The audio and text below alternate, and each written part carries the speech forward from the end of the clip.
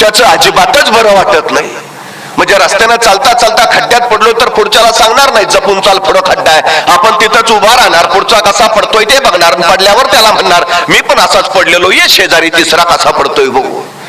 म्हणजे शेजारनं किरणा मालाचं दुकान टाकलं की आम्ही सुद्धा किरणा मालाचंच दुकान टाकणार, बुडलो तर दोघं बुडू पण तुला वर येऊ देणार नाही.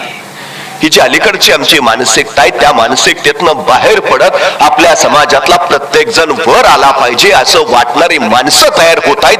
ही समाजाच्या प्रगतीची आणि विकासाची सगळ्यात महत्वाची नांदी आहे. आम्ही येता येता मगाशी वाचनालयाचं उद्घाटन केलं, अनेक पुस्तकं तिथं ठेवली.